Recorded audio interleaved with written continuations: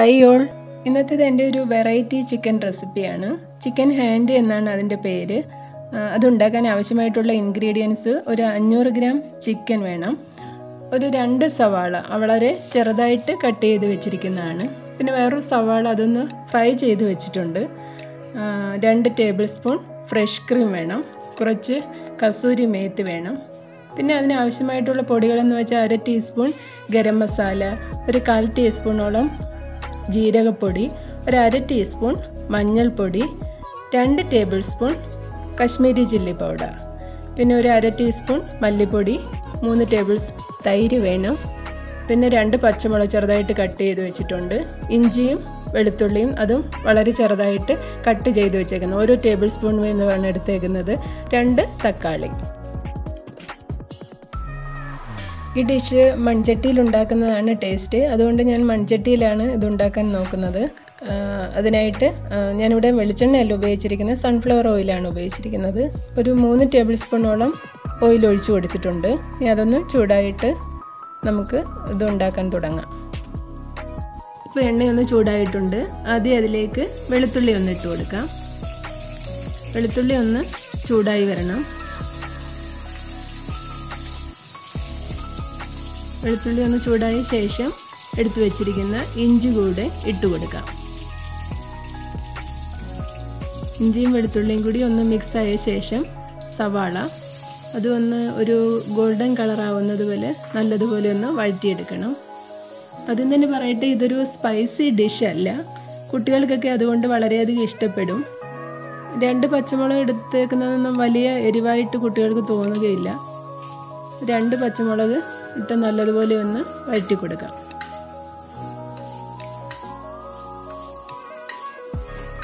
ഇനി ഇതിലേക്ക് പൊടികൾ ഓരോന്നായി ഇട്ട് കൊടുക്കാം. 2 ടേബിൾ സ്പൂൺ മുളക് പൊടി മാത്രമേ ഞാൻ ഉപയോഗിച്ചിട്ടുള്ളൂ. അതൊന്നും കുട്ടികൾക്ക് വലിയ എരിവായിട്ട് തോന്നുകയില്ല. പൊടിയുടെയൊക്കെ പച്ചമണം മാറുന്നത് വരെ നല്ലതുപോലെ ഒന്ന് മിക്സ് ചെയ്ത് കൊടുക്കണം. കൂടെ തന്നെ ആ തക്കാളി കൂടി ഒന്ന് ഇട്ട് കൊടുക്കാം. തക്കാളിയും കൂടി ഇടുമ്പോൾ പൊടിയൊക്കെ നല്ലതുപോലെ ഒന്ന് മിക്സ് ആകും. തക്കാളി നല്ലൊരു സോഫ്റ്റ് ആകുന്നത് വരെ ഒന്ന് വഴറ്റി കൊടുക്കണം.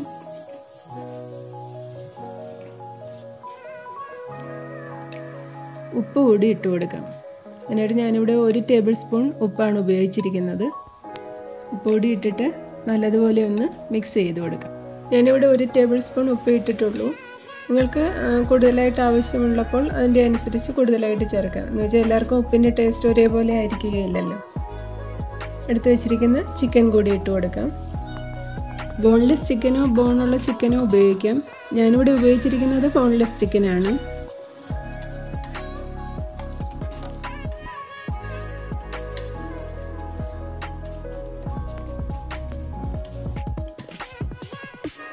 ഞാനൊരു 1 ഗ്ലാസ്സോളം ചൂടുവെള്ളം കൂടി ഒഴിച്ചു കൊടുക്കുകയാണ്.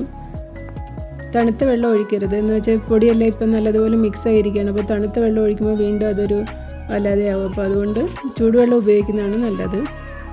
ഏകദേശം ഒരു 10 മിനിറ്റോളം ഒന്ന് അടച്ച് വേവിക്കണം. ഇപ്പം നല്ലതുപോലെ തിളച്ച് വന്നിട്ടുണ്ട്.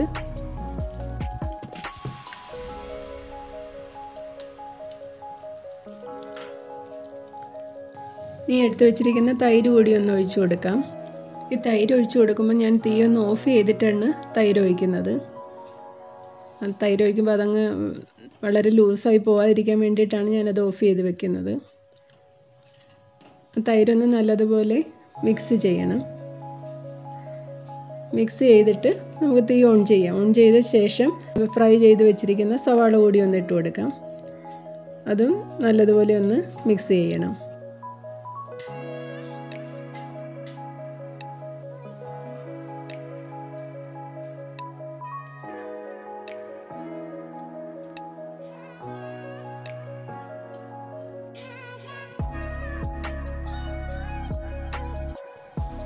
നല്ലപോലെ മിക്സ് ചെയ്ത ശേഷം എടുത്തു വെച്ചിരിക്കുന്ന ഫ്രഷ് ക്രീം കൂടി ഒഴിച്ചു കൊടുക്കാം.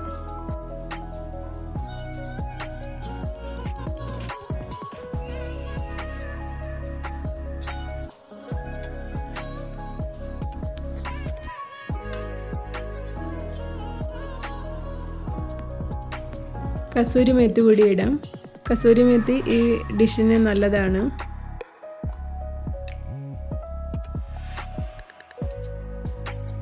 നല്ലതുപോലെ ഒന്ന് മിക്സ് ചെയ്യാം.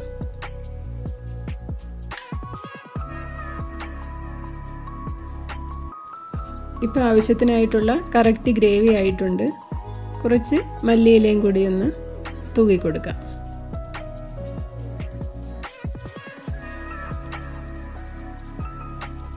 തീർച്ചയായും എല്ലാവരും ഒന്ന് ട്രൈ ചെയ്യണം. കുട്ടികൾക്കൊക്കെ വളരെയധികം ഇഷ്ടപ്പെടുന്ന ഒരു റെസിപ്പി തന്നെയാണിത്.